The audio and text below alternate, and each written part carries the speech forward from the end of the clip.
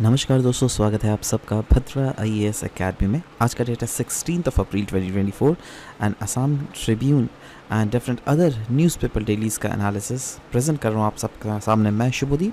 तो चलिए शुरुआत करते हैं। बट आगे बढ़ने से पहले दोस्तों एक चीज़ बता देना चाहता हूँ दैट क्योंकि कुछ दिन से न्यूज़पेपर एनालिसिस नहीं आया था ना, तो इसलिए हम लोग क्या करेंगे अब से दैट आज भी जैसे पास्ट के कुछ सारे न्यूज़ को मैं इंटीग्रेट कर रहा हूँ, ठीक है, वैसे ही कल भी जो है कुछ और भी जो न्यूज़ है वो भी इंटीग्रेट कर दी जाएंगी जो क्या पास्ट डेज में बहुत ज़्यादा इंपॉर्टेंट थी।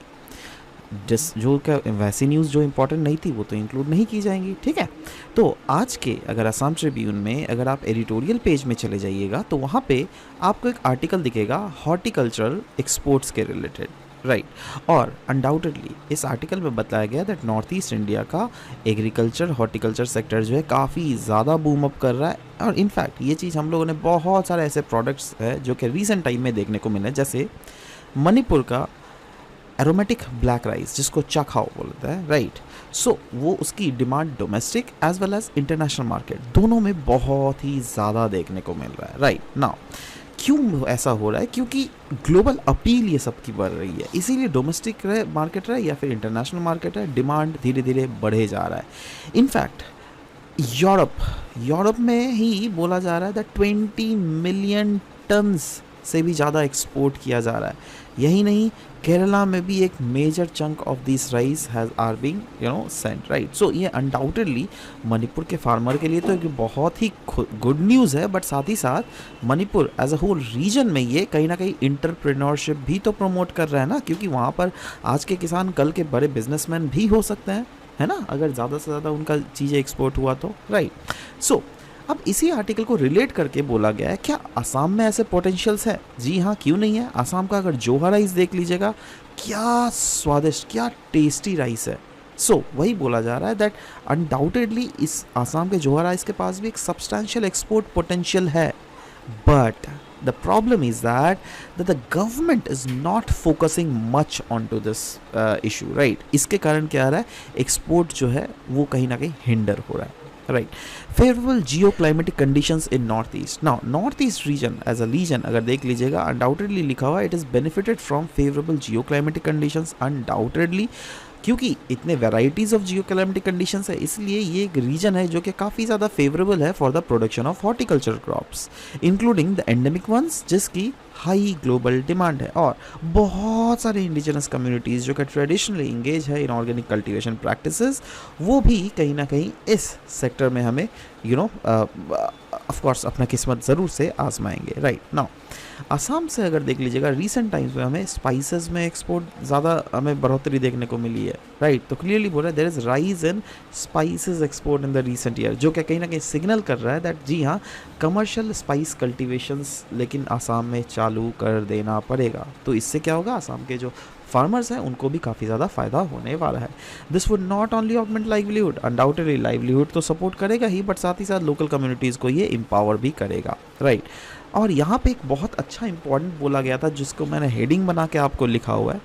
यहाँ पे बात की गई है डिस्ट्रिक्ट लेवल एक्सपोर्ट्स हब को प्रमोट करने की, क्योंकि देखो अगर हर एक डिस्ट्रिक्ट लेवल में आप एक्सपोर्ट हब को सेटअप कीजिएगा ना, तो इससे क्या होगा, हर एक डिस्ट्रिक्ट का जो जोग्राफिकल इंडिकेशन रजिस्टर्ड प्रोडक्ट है, एक तो उसको प्रमोशन में काफ़ी ज़्यादा हेल्प मिल जाएगा। और सोचिए कोई भी डिस्ट्रिक्ट में अगर जोग्राफिकल इंडिकेशन टैग प्रोडक्ट नहीं भी है ना, तो वहाँ के लोग जो है, जो कि ऑफिशियल्स है, वो वहाँ पे डिस्ट्रिक्ट में जाएंगे, देखेंगे दैट कौन सा ऐसा प्रोडक्ट है जिसको क्या हम लोग फ्यूचर में गवर्नमेंट ऑफ इंडिया को रिकमेंड कर सकते हैं, जिससे वो भी जोग्राफिकल इंडिकेशन टैग प्रोडक्ट के लिस्ट में इंश्योर किया जा सके। इनफैक्ट क्लियरली बोला गया दैट रीजन जो है बोस्ट कर रहा है सेवरल एंडेमिक स्पीशीज़ को, जिससे सिक्योर किया जा रहा है GI tags for them and it would further boost their market value as well. मतलब ये जो रीजन एज अ होल है कहीं ना कहीं स्पाइसेस, एंडेमिक स्पाइसेस को काफ़ी ज़्यादा प्रमोट कर रहा है। इससे क्या हो रहा है दैट जीआई टैग्स तो सिक्योर हो ही रही है, बट साथ ही साथ जो मार्केट वैल्यू में अल्टीमेटली कहीं ना कहीं ये ना हमें मूव्स देखने को मिल रहा है for various products. Examples of endemic species जो कि इस आर्टिकल में बताया गया वो है मेघालय का जैंतिया हिल्स में एक टर्मरिक उगाया जाता है जिसको कहते हैं लाकादोंग टर्मरिक। यही नहीं, अरुणाचल प्रदेश का बहुत ही फेमस है लार्ज कार्डामोम, राइट। वो भी कहीं ना कहीं ये बतलाता है ये इस पूरे एज अ होल रीजन में स्पाइसेस की वेरियस डाइवर्सिटीज़ एग्जिस्ट कर रही है। यही नहीं, ब्लैक पेपर भी आसाम के टी गार्डन्स में उगाया जाता है, गारो हिल्स ऑफ मेघालय, राइट। बहुत सारे चिली पेपर वैरायटीज़ है और जिंजर के वैरायटीज़ है जो कि नॉर्थ ईस्ट के स्पाइसेस कम्युनिटी को बहुत ही ज़्यादा यहाँ पर रिच कर रहा है। तो इन सब चीज़ों का पोटेंशियल्स तो है जिसको इंड्योर करना और इसको एक्सप्लोर करना की हमें बहुत ज़्यादा ज़रूरत है। कुछ अपॉर्चुनिटीज़ एंड चैलेंजेस जो कि हॉर्टिकल्चर क्रॉप्स में हमें देखने को मिल रहा है वो क्या क्या है। देखो, को बोला जा रहा है कहीं ना कहीं प्रोड्यूसर्स को हमें प्रायोरिटाइज करना पड़ेगा क्वालिटी कंप्लायंस। जो भी प्रोड्यूसर्स हैं ना उनको प्रायोरिटाइज करना पड़ेगा दैट आप कोई भी हॉर्टिकल्चर प्रोडक्ट क्यों ना प्रोड्यूस कर रहे हो, आपको क्वालिटी में फोकस करने की बहुत ज़्यादा ज़रूरत है। बोला जा रहा है डिस्पाइट इमेंस प्रॉस्पेक्ट्स, वैसे तो बहुत सारे ही प्रॉस्पेक्ट्स है बट अभी भी क्योंकि गवर्नमेंट का इंटरवेंशन जो है ये काफ़ी ज़्यादा इनएडिक्वेट है, इसके कारण कहीं ना कहीं जो ग्रोथ है हॉर्टिकल्चर क्रॉप का पूरे रीजन में वो कहीं ना कहीं हिंडर हो रहा है। और बोला जा रहा है proper exploration of horticulture would be A transformative force combating the sluggish growth of agriculture. कहीं ना कहीं अगर हम लोग एक्सप्लोर कर रहे हैं ना हॉर्टिकल्चर को, अगर प्रॉपरली एक्सप्लोर करें तो अनडाउटेडली इससे पहले एक ट्रांसफॉर्मेशन हम लोग अनडाउटेडली ला सकते हैं in agriculture growth of Assam. Assam's diverse soil and climatic conditions offer कर रहा है एक ideal setting for cultivating a wide range of fruit, vegetables, flowers and medicinal plants. मतलब क्योंकि यहाँ पे सॉइल्स की कंडीशंस देख लीजिएगा बहुत ही ज़्यादा डाइवर्स है, क्लाइमेटिक कंडीशंस देख लीजिएगा बहुत ही डाइवर्स है, तो ये कहीं ना कहीं ऑफर कर रहा है एक ideal setting for cultivating a wide range of fruits, vegetables और साथ ही साथ फ्लावर्स और बहुत सारे मेडिसिनल प्लांट्स। और उन मेडिसिनल प्लांट्स की फ़ायदा ये है दैट वो अगर आप उगा रहे हो तो उससे आप मेडिसिनल वैल्यूज़ के मेडिसिन्स क्रिएट कर सकते हो। इससे क्या होगा, फ्यूचर में मेडिकल टूरिज्म को भी आसाम में प्रमोट किया जा सकता है। नेक्स्ट गाइस हम लोग डिस्कस करेंगे यहाँ पे impact of climate crisis on womens and girls. Now एक आर्टिकल आया था जहाँ पे क्लियरली बोला गया दैट क्लाइमेट जो प्रॉब्लम है ना, ये जो क्लाइमेटिक चेंज हो रहा है ये हर लोगों को डिफरेंटली इफेक्ट कर रहा है, जिसमें वुमेन्स की बात करें या फिर गर्ल्स की बात करें तो ये लोग तो बहुत ही ज़्यादा रिस्क में हैं। नाउ अब बतलाया गया है यहाँ पे हम लोग बात करेंगे वेरियस एस्पेक्ट्स को, जैसे हेल्थ के एस्पेक्ट में कैसे वुमेन्स ज़्यादा रिस्क में है। तो देखिएगा यहाँ पे क्लियरली मेंशन है दैट जी हाँ वुमेन्स कहीं ना कहीं फेस करती है Brunt of climate related health risk. क्यों? क्योंकि वुमेन्स का रोल क्या है इन केयर गिविंग। वुमेन्स ही ज़्यादातर हीट वेव्स फेस करना पड़ता है क्योंकि देखो वो लोग घर में रहती है, घर से बाहर में जाती है पानी लाने। बहुत सारे वुमेन्स एग्रीकल्चर में डायरेक्ट इंक्लूडेड है, राइट। तो एक्सट्रीम वेदर कंडीशंस या फिर वेक्टर बॉर्न डिजीजेस की अगर बात करें जो क्या क्लाइमेट चेंज के कारण बहुत ही ज़्यादा देखने को मिल रहा है, इसके कारण वुमेन डिस्प्रोपोर्शनेटली बहुत ही इम्पैक्ट हो रही है। क्लियरली बोला गया pregnant womens and new mothers जो है ये लोग काफ़ी ज़्यादा वल्नरेबल है to malnutrition, child birth complications and limited access to maternal health care after disasters. मतलब क्लियरली बात की जा रही है दैट प्रेग्नेंट जो भी वुमेन्स है या फिर नए नए मदर्स है ये लोग तो malnutrition, चाइल्ड बर्थ कॉम्प्लिकेशन इनसे भी बहुत ही ज़्यादा इम्पैक्टेड होता है। प्लस ऊपर से अगर क्लाइमेट रिलेटेड प्रॉब्लम्स हो तो आप खुद सोचिए ये तो शरीर एकदम मतलब आपका जो पूरा बॉडी है वो काफ़ी ज़्यादा स्ट्रेन हो जाएगा ना। Next is livelihood and income. Livelihood and income sector में कैसे है, देखो वुमेन अगर रूरल एरियाज़ में देख लीजिएगा ये लोग बहुत ही ज़्यादा रिलाई होती है ऑन क्लाइमेट सेंसिटिव सेक्टर्स जैसे एग्रीकल्चर। अब agriculture of course climate sensitive sector है। अच्छा यहाँ पर इससे क्या होता है दैट क्लाइमेट चेंज के कारण एग्रीकल्चर की प्रोडक्टिविटी घट रही है और एग्रीकल्चर की प्रोडक्टिविटी अगर घट रही है तो इनको भी इनकम का लॉस होगा। इनको अगर इनकम का पैसा अगर कमा रहा है तो फूड इनसिक्योरिटी होगा, राइट। तो ये सब कहीं ना कहीं रिलेटेड कॉन्सेप्ट्स है, राइट। एडुकेशन एंड लिटरेसी की अगर बात करें क्लाइमेट डिजास्टर्स डिसरप्ट एडुकेशन। जी हाँ बोला जा रहा है गर्ल्स ज़्यादा लाइकली है to be withdrawn from schools due to safety concerns और increase care giving duties, right. तो वही बोला जा रहा है दैट जी हाँ गर्ल्स जो है there is more probability that girls को जो है विड्रॉ बोला जाता है और स्कूल नहीं जाना पड़ेगा, है ना। एक तो सेफ्टी कंसर्न्स होती है बट साथ ही साथ ये सब भी प्रॉब्लम्स होती है। Next is water and sanitation. बोला जा रहा है वुमेन का जो रिस्पॉन्सिबिलिटी है फॉर वाटर मैनेजमेंट इससे कहीं ना कहीं वो मतलब this is making them very much vulnerable to climate induced water scarcity and contamination. क्योंकि अगर आप देख लीजिएगा that ultimately womens are the one who are the manager of their houses, right. अब अगर क्लाइमेट इंड्यूस्ड वाटर स्कार्सिटी और contamination अगर होता है तो इससे वुमेन करेंगी भी तो करेंगी क्या, उनके पास तो पैसे नहीं है ना, पैसे देने के लिए कौन होते हैं, उनके घर वाले, दैट इज़ उनके हस्बैंड्स। अब उनके अगर हस्बैंड्स इन सब चीज़ों में नहीं फोकस करेंगे तो कैसे चलेगा, right. So that is the main problem. More over womens का health and hygiene is also major problem, क्योंकि अगर सोचो वाटर सैनिटेशन, अगर प्रॉपर पानी, कंटामिनेटेड पानी मिल रहा है तो उन लोग वुमेन्स को साफ सुथरा रहना बहुत ही ज़्यादा इंपॉर्टेंट है ना। वैसे तो सबको इंपॉर्टेंट है, but there are many problems which is being faced by womens only. So that is why this is very much important that वो लोग साफ सुथरा रहे। वो जो क्या ऑफ कोर्स वाटर या फिर वाटर कंटामिनेशन के कारण वो प्रॉपरली नहीं हो पाता। जेंडर बेस्ड वायलेंस अगर देख लीजिएगा, जी हाँ, बहुत समय क्या होता है दैट जेंडर बेस्ड वायलेंस जो कि स्पेसिफिकली रूरल एरियाज़ में तो हमें बहुत ही ज़्यादा देखने को मिल रहा है in the form of domestic violence with in the house holds, तो वो भी काफ़ी ज़्यादा फेस करना पड़ता है। क्योंकि अगर वो लोग प्रॉपरली नहीं ये करेंगे, अब क्या होता है ना दैट वहाँ पर जो मेल जो होता है वो लोग आकर फिर वुमेन्स के ऊपर डांट देते हैं, राइट। प्रोलॉन्ग्ड हीट वेव्स उनको फेस करना पड़ेगा। Prolonged heat waves poses risk to pregnant womens. जी हाँ, अगर हीट वेव से प्रोलॉन्ग्ड एक्सपोजर हो गया ना प्रेग्नेंट वुमेन्स का, तब तो बहुत ज़्यादा रिस्क है। क्योंकि और मोर ओवर आप देखो पोल्यूटेंट्स भी बहुत ज़्यादा है, राइट। पोल्यूटेंट्स के कारण जो आप वुमेन्स, एक प्रेग्नेंट वुमेन अगर इनहेल करेगी पार्टिकुलेट मैटर 2.5 2.10 अगर इनहेल होगा तो उससे क्या होगा दैट इनडायरेक्टली उनके शरीर पे भी नुकसान पहुंचेगा, जिससे बच्चे जिसका बॉन्ड भी जो क्या नहीं हुआ है उसको भी प्रॉब्लम्स आ सकता है, राइट। नेक्स्ट बोला गया चाइल्ड मैरिज। जी हाँ, climate induced disaster can lead to, वैसे तो ये डिस्टेंट एक रिलेशन को रिलेट किया गया, बट कहीं ना कहीं यस, क्लाइमेट इंड्यूस्ड डिजास्टर जो है ये ऐसा हो ही सकता है that it may lead to child marriage as a coping mechanism, है ना। अब देखो ऐसा लगेगा दैट बाद में तो महिलाओं को प्रॉब्लम हो रहा है, चल भाई बच्ची को शादी दे रहा है। अब जल्दी से अगर शादी दे तो चाइल्ड मैरिज के कॉम्प्लिकेशंस तो आपको पता ही है, वो सारे कॉम्प्लिकेशंस आप यहाँ पे इंक्लूड कर सकते हो। डिस्प्रोपोर्शनेट डेथ, जी हाँ, बोला जा रहा है, एक रिपोर्ट आ रहा है यूएनडीपी का, उसमें ही बोला गया है दैट वुमेन एंड चिल्ड्रन का जो है ना death, it is more probable 14 times more likely than man, ठीक है। Rural and urban migration, man देखो तो माइग्रेट हो जाता है एक्सट्रीम वेदर इवेंट्स से। अब इससे क्या होता है, घर में कौन छोड़ जाता है, वुमेन, राइट। अब वुमेन्स की रिस्पॉन्सिबिलिटी बढ़ जाती है, राइट, क्योंकि उनका इनकम भी डिक्रीज हो जाता है, रिस्पॉन्सिबिलिटी बढ़ जाती है, तो इससे क्या होता है that they are more vulnerable to climatic impacts, right. वही decreased adaptive capacity, that is बोला गया दैट वुमेन का integration into the informal economy affects that decision making power and adaptive capabilities. Women का जो इंटीग्रेशन है ना into informal economy, right, वो कहीं ना कहीं अफेक्ट करता है उनके डिसीजन मेकिंग पावर को और उनकी अडेप्टिव कैपेबिलिटीज को, है ना। इससे it is leading them to greater risk during the climate disaster. Next is biased social norms. Clearly बोला गया that there is lack of resources and discriminatory practices जो क्या restrict करता है women's के adaptability को to adapt to climate change. तो these are the problems which are there existing.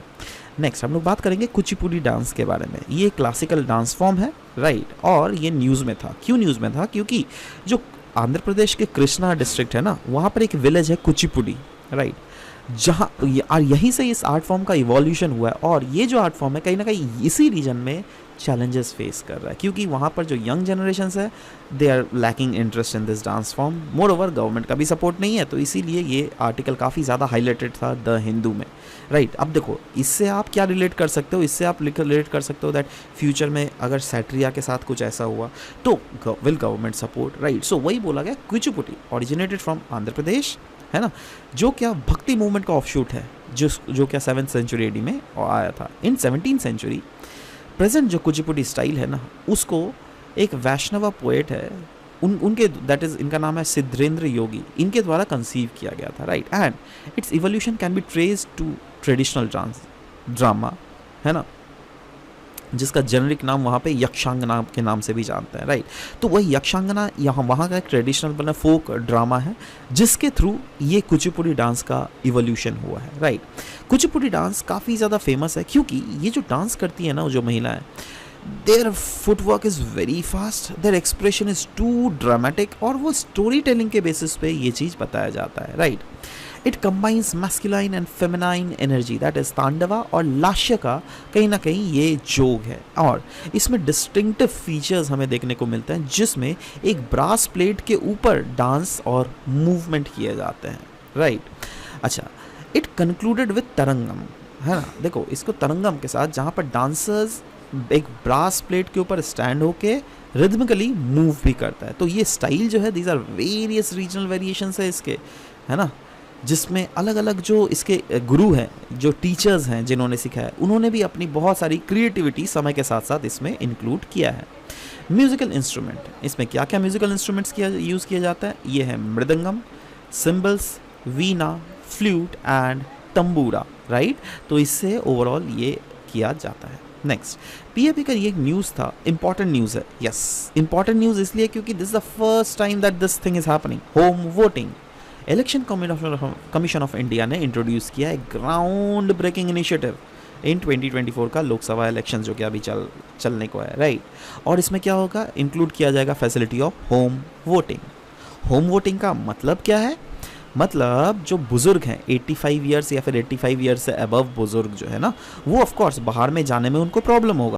और यहाँ पे सिर्फ बुजुर्ग ही नहीं, अगर देख लीजिएगा पर्सन विद डिसेबिलिटीज़ जिनके 40% से भी ज़्यादा बेंचमार्क डिसेबिलिटीज़ है, जैसे सुनने या फिर हाथ चलने में, या फिर हाथ नहीं है या फिर ऐसे कुछ, राइट, दिव्यांग लोग, राइट, तो उनको ऑफ कोर्स वोटिंग बूथ तक आने में बहुत ज़्यादा प्रॉब्लम होता है, ठीक है। तो इसीलिए ये नया इनिशिएटिव जो कि ग्राउंड ब्रेकिंग इनिशिएटिव बोला गया, तो इस पे मैं आशा करता हूँ दैट इस बार मेंस में या फिर प्रीलिम्स में आपके क्वेश्चंस आने के बहुत ज़्यादा नेक्स्ट टाइम प्रोबेबिलिटी भी है, राइट। सो वही बोला गया दैट ये इनिशिएटिव जो है ये कहीं ना कहीं इंक्लूसिविटी को हमारे सोसाइटी में प्रमोट कर रहा है। ये इनिशिएटिव कहीं ना कहीं अभी तक इलेक्टोरल प्रोसेस में जो भी रोड ब्लॉक्स आती थी, उन रोड ब्लॉक्स को हटाने में हेल्प कर रहा है होम वोटिंग। नेक्स्ट हम लोग बात करेंगे मिसलीडिंग एडवर्टाइजमेंट्स के बारे में। देखो, रिसेंटली एक बहुत बड़ा इशू था, रामदेव बाबा, पता ही है आप लोगों को, पतंजलि के फाउंडर्स जो है, वो जो है ना पतंजलि के प्रोडक्ट में काफ़ी मिसलीडिंग एडवर्टाइजमेंट डालते थे। बोलते थे अरे भाई ये प्रोडक्ट यूज़ करोगे तो आपका ये हो जाएगा, वो हो जाएगा। अरे भाई देखो, ये जो है ना हमारे देश में मिसलीडिंग एडवर्टाइजमेंट के ऊपर सख्त कानून बना हुआ है ना। सबसे पहले तो समझते हैं दैट मिसलीडिंग एडवर्टाइजमेंट है क्या। पतंजलि ने जो सुप्रीम कोर्ट को एक अपॉलॉजी भेजा है, तो सुप्रीम कोर्ट वो अपॉलॉजी क्यों नहीं मान रही है, उन्होंने क्यों डिक्लाइन किया है, सब समझ रहे हैं। सबसे पहले देखते हैं मिसलीडिंग एडवर्टाइजमेंट क्या है। देखो, मिसलीडिंग एडवर्टाइजमेंट का मतलब होता है आप अगर कभी भी कंज्यूमर्स को मिसलीड कर रहे हो बाई कोई भी प्रोमोशनल मैसेज या फिर कोई भी क्लेम जिसमें कोई भी प्रोडक्ट के कैरेक्टरिस्टिक्स, कोई भी प्रोडक्ट के बेनिफिट्स या फिर एफिकेसीज को गलत वे में शो किया गया हो, राइट। तो वही बोला गया था, दीज एड्स, मतलब जो आप अपने कंज्यूमर्स के लिए जो एड मार्केट में पिच करते हो ना, बहुत समय उस एड्स में फॉल्स और एग्जैजरेटेड इंफॉर्मेशंस दी हुई रहती है, जिससे कंज्यूमर्स के परसेप्शंस में इनएक्यूरेसीज को इंक्लूड करके बोला जाता है दैट देखो भाई आप जो है इसको खरीद ही लो, आप अगर खरीद लोगे तो बहुत अच्छा ये होगा, फलाना डीकना, राइट। तो इससे क्या होता है दैट कंज्यूमर्स का जो परचेजिंग डिसीजंस है वो बहुत हद तक नेगेटिवली इन्फ्लुएंस होता है ना। आप अगर सही चीज़ क्लेम कर रहे हो तब तो ठीक है, बट आप अगर गलत चीज़, आप अगर बोलोगे एलोवेरा का जूस पियो, आपका गैस चला जाएगा, आपका सिर दर्द, माइग्रेन चला जाएगा, सब कुछ चला जाएगा, और ये सब कुछ होता ही नहीं है। से फॉर एग्जांपल मैं बोल रहा हूँ, तो आप तो झूठ प्रचार कर रहे हो ना, तो लोग क्या सोचेंगे, अरे भाई चलो खरीद लेते। आप खरीद लेने के बाद क्या हो जाएगा, अल्टीमेटली यही प्रॉब्लम देखने को मिलेगा, राइट। तो वही बोला गया, सुप्रीम कोर्ट ने क्लियरली क्रिटिसाइज किया है, देखो भाई हमारे देश में जो कानून है drugs and magic remedies act, in fact ये पूरा एक्ट का नाम है the drugs and magic remedies objectionable advertisement act of 1954। ये क्लियरली प्रोहिबिट करता है कोई भी misleading claim about any drugs या फिर कोई भी मैजिक रेमेडीज, है ना। इनफैक्ट इस कानून का सेक्शन 4 बना हुआ है, उस सेक्शन 4 में क्लियरली बोलता है it prohibits false impression about drug का ट्रू कैरेक्टर, और इस कानून का सेक्शन 5 जो है वो क्लियरली बैन करता है advertisement of magic remedies for treatment, defining them as item alleged to have miraculous power for diagnosis, cure and mitigation, right. So these are the 2 sections जो क्या इस कानून में क्लियरली मेंशन किए गए हैं, ठीक है ना। हम लोग इंडियन एक्सप्रेस का एक नेक्स्ट आर्टिकल बात करेंगे। यहाँ पे एक रिपोर्ट के बारे में बात की गई थी जिसका नाम है ग्लोबल हेपेटाइटिस रिपोर्ट ऑफ 2024। याद रखिएगा ये इंपॉर्टेंट है, क्यों, क्योंकि India has accounted for over 11% of the global burden for hepatitis B and hepatitis C के केसेस। चाइना के बाद हम लोग 2nd पोजीशन में है इस फील्ड में। तो ये जो ग्लोबल हेपेटाइटिस रिपोर्ट 2024 है, इसको रिलीज किसके द्वारा किया गया है? वर्ल्ड हेल्थ ऑर्गेनाइजेशन के द्वारा। हेपेटाइटिस अगर देख लीजिएगा ये क्या है, ये लिवर में इन्फ्लेमेशन आता है, और वो भी किन फैक्टर्स के कारण? बहुत सारे फैक्टर्स। अगर आप ड्रग्स ले रहे हो या फिर अल्कोहल कंज्यूम कर रहे हो या फिर बहुत सारे ऑटो इम्यून डिसऑर्डर्स के लिए भी होता है, जिसके सिम्टम्स जो है आपको कैसे कैसे सिम्टम्स दिखेंगे? आपको कभी कभी जॉन्डिस फील होगा, फीवर होगा, कभी कभी क्रॉनिक इलनेसेस होगा, राइट। या और बोला जा रहा है दैट 5 मेन जो स्ट्रेन्स है हेपेटाइटिस के, that is hepatitis A B C D E, जिसमें B और C जो है, देखो इसमें भी A B C D E है, राइट, बट जिसमें ये तो दोनों स्ट्रेन है, हेपेटाइटिस बी और हेपेटाइटिस सी, ये लीड करता है टू क्रॉनिक डिजीजेस जैसे liver cirrhosis, cancer as well as death, right. Now clearly बोला गया है that while a vaccine exist for type B, none is available for type C. Type that is hepatitis B के लिए तो vaccine available है, शायद आप लोगों ने भी लिया होगा, बट हेपेटाइटिस सी का अभी तक कोई वैक्सीन नहीं है। और याद रखिएगा दोस्तों, ये वाला कॉन्सेप्ट याद रखिएगा, क्योंकि ऑलरेडी यूपीएससी 2019 में ये क्वेश्चन आ चुका है, ठीक है, दैट हेपेटाइटिस सी का वैक्सीन है, so that will be wrong, है ना। तो नेक्स्ट टाइम आपके प्रीलिम्स में भी ये बहुत ही ज़्यादा इंपॉर्टेंट है, आ सकता है, ठीक है। Government initiatives to tackle hepatitis, क्या क्या है गवर्नमेंट ऑफ इंडिया के द्वारा? देखो, national viral hepatitis control programme है, जिसका एम है to eliminate viral hepatitis as a public health threat by the year 2030। वैसे ही government of India has also come up with universal immunisation programme, जो क्या प्रोवाइड करता है free vaccination against hepatitis B और भी डिफरेंट अदर प्रिवेंटेबल डिजीजेज है, जैसे ट्यूबरक्लोसिस, पोलियो, निमोनिया, मीजल्स, है ना। तो बट इसमें हेपेटाइटिस बी भी है, राइट। तो these are the government initiatives that is being run by the government in order to prevent this thing, right. Next हम लोग बात करेंगे financing for sustainable development report of 2024, right. Now clearly यहाँ पे times of India का report है, और इसमें बोला गया था डेवलपिंग कंट्री जो है ना, वो कहीं ना कहीं फेस कर रही है एक सिग्निफिकेंट फाइनेंसिंग गैप, जिससे ये लोग का जो सस्टेनेबल डेवलपमेंट गोल का जो सपना है ना, दैट 2030 तक सस्टेनेबल डेवलपमेंट गोल हर कंट्री अचीव कर लेगी, तो डेवलपिंग कंट्रीज़ को बहुत ज़्यादा प्रॉब्लम होगा ये अचीव करने में। तो वही चीज़ इस रिपोर्ट में लाया गया है, और ये रिपोर्ट रिलीज किसके द्वारा किया गया है? By UNDESA, that is United nation department of economic and social affair. इसमें कुछ फाइंडिंग्स है, की फाइंडिंग्स है, जिसको बोला गया है, क्लियरली बोला जा रहा है दैट डेवलपिंग कंट्री जो है ये एक सिग्निफिकेंट फाइनेंसिंग गैप फेस कर रही है, और वो सिग्निफिकेंट गैप कितना है? Around it accounts for around 2.5 trillion to 4 trillion annually, है ना। और बहुत सारे ऐसे रिस्क है फ्यूचर में, जैसे कोविड-19 पैंडेमिक, है ना, या फिर बहुत सारे डिजास्टर्स ही हमें देखने को मिलते हैं, राइट। सो वही बोला गया। अब जब इन अनप्रेडिक्टेबिलिटी को देखते हुए कहीं ना कहीं ये पैसे तो वैसे ही नहीं है, मोर ओवर इस टाइप का अनप्रेडिक्टेबिलिटी, जैसे कोविड-19 पैंडेमिक आया था, या फिर बहुत समय जैसे पाकिस्तान में आपका फ्लड आ गया था, या फिर बहुत समय साइक्लोन्स आता है, तो ये सब क्या है? इसमें तो और भी ज़्यादा सरकार को खर्च करनी पड़ती है ना। तो वही बोला जाता है, इसमें कुछ रिकमेंडेशंस है। रिकमेंडेशंस में क्या क्या आता है? Enhance tax capacity to boost the tax revenue for sustainable development goal. कहीं ना कहीं हम लोग को अगर सस्टेनेबल डेवलपमेंट गोल में खर्च करने के लिए पैसे चाहिए, तो हमें टैक्स कैपेसिटी को इन्हांस करना पड़ेगा, मतलब प्रोडक्ट्स में टैक्स को इम्प्रूव करना पड़ेगा। UNDESA, United Nations department of economic and social affairs, इसका हेडक्वार्टर का है न्यूयॉर्क सिटी में। इस्टेब्लिश कब हुआ था? 1948 में। और इसका काम क्या है वो भी देख लेते हैं।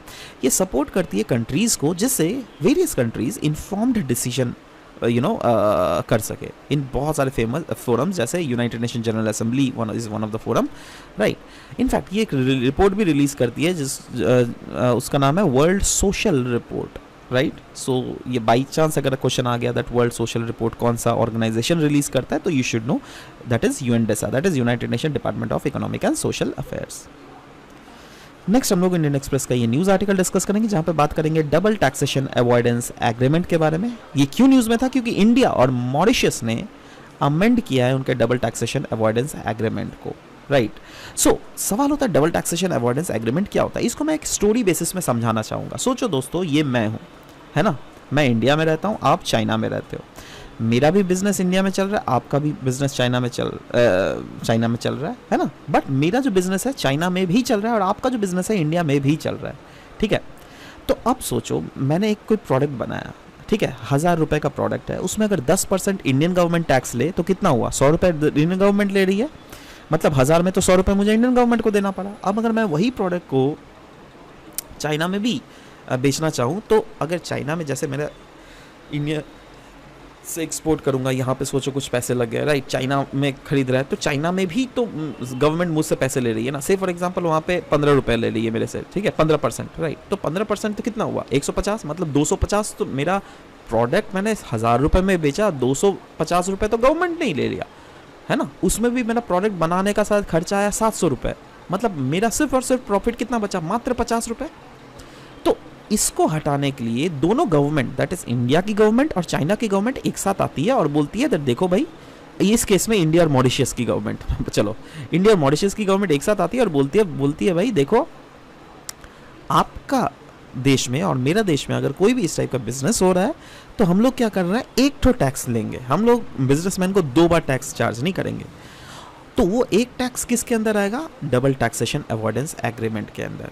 मतलब डबल टैक्सेशन अवॉइडेंस एग्रीमेंट जो है, उसमें सेम इनकम में 2 बार टैक्स नहीं लगेगा, रादर उसको अवॉइड किया जाएगा, ठीक है। और इसीलिए इस टाइप के इश्यूज को देखते हुए ही वेरियस कंट्रीज साइन करती है ये डबल टैक्सेशन अवॉइडेंस एग्रीमेंट, जिसमें अभी इंडिया और मॉरिशस ने अपने डबल टैक्सेशन अवॉइडेंस एग्रीमेंट्स को रिवाइज किया है। तो ये जो एग्रीमेंट्स है, ये एस्टेब्लिश किया जाता है agreed upon tax rates and jurisdictions for specified types of income, जो क्या रिसीव किया जाता है by tax residents of one country from the another country, ठीक है। मतलब यही स्टोरी जो है, वही चीज़ मैंने समझा दिया, वही चीज़ यहाँ पे लिखा हुआ है। If you want to go through it, you can go through it, otherwise this story will suffice, ठीक है। समझ तो गए ना क्या होता है। नेक्स्ट, द हिंदू का ये न्यूज़ है, CDP Suraksha, that is cluster development programme Suraksha. ये एक डिजिटल प्लेटफॉर्म है जिसको लॉन्च किया गया रिसेंटली, जिससे डिस्पर्स किया जा सकता है subsidies to horticulture farmers under this programme. Now ये CDP सुरक्षा का जो एम है, इसका एम क्या है, to promote the growth of India का हॉर्टिकल्चर सेक्टर। और ये कैसे इंश्योर किया जाएगा, by facilitating instant subsidy disbursal to the farmers bank account using e-rupee vouchers. So basically यहाँ पे बोला गया है that देखो भाई, कहीं ना कहीं प्रोमोट किया जाएगा ग्रोथ ऑफ इंडिया का हॉर्टिकल्चर सेक्टर। और ये कैसे किया जाएगा, by facilitating instant subsidy disbursal to, जिससे फार्मर्स के बैंक अकाउंट में ये किया जाएगा, और इसको किया जाएगा थ्रू e-rupee वाउचर्स के थ्रू। ये जो प्लेटफॉर्म है, ये इंटीग्रेट करती है बहुत सारे features, let me tell you, जिसमें डेटाबेस को तो इंटीग्रेट किया ही जाता है, बट साथ ही साथ cloud based server space, UIDAI जो आधार वेरिफिकेशन है, e-rupee इंटीग्रेशन से सब कुछ किया जा सकता है। और फार्मर्स को एक्सेस कर सकते हैं ये प्लेटफॉर्म, जिससे फार्मर्स प्लांटिंग मटीरियल, है ना, उनका शेयर क्या है कॉस्ट में, और साथ ही साथ गवर्नमेंट सब्सिडीज़ अगर मिलेगा कोई भी प्रोजेक्ट से, तो वो कितना मिलेगा, अपफ्रंट कितने पैसे मिलेंगे, बाद में कितने पैसे मिलेंगे, सब कुछ का डिटेल्स दिया जाएगा, राइट। तो वही तो बोला गया ना, that it was launch recently to disperse subsidies and horticulture farmers, right. So तो ये जो सिस्टम है, ये कहीं ना कहीं इंश्योर करती है ट्रांसपेरेंसी और accountability, which is by requiring farmer to verify the delivery of planting material through geo tagged photos and videos. मतलब जो फार्मर्स है वो अपने वेरीफाई कर सकते हैं, मतलब कोई भी जियो टैग्ड फोटोज़ या फिर वीडियोज़ के थ्रू, है ना, अपने प्लांटिंग मटेरियल्स को। तो इससे क्या होगी, दैट ओवरऑल ट्रांसपेरेंसी तो बढ़ ही रही है, बट साथ ही साथ अकाउंटेबिलिटी बढ़ रही है, और अकाउंटेबिलिटी भी बढ़ेगी तो इससे क्या होता है, दैट गवर्नमेंट भी अकाउंटेबल होगा, फार्मर्स भी यहाँ पर ट्रांसपेरेंट है, तो फार्मर्स को भी बाई चांस अगर कभी भी सब्सिडीज या फिर हॉर्टिकल्चर इस टाइप से अगर कुछ पैसे नहीं मिले, तो they can easily claim, right. So anyways, this was all about the discussion that we had for this very session, guys. We will be meeting in next very session. Till then, bye bye, take care, and thank you for listening to the whole video. Thank you very much.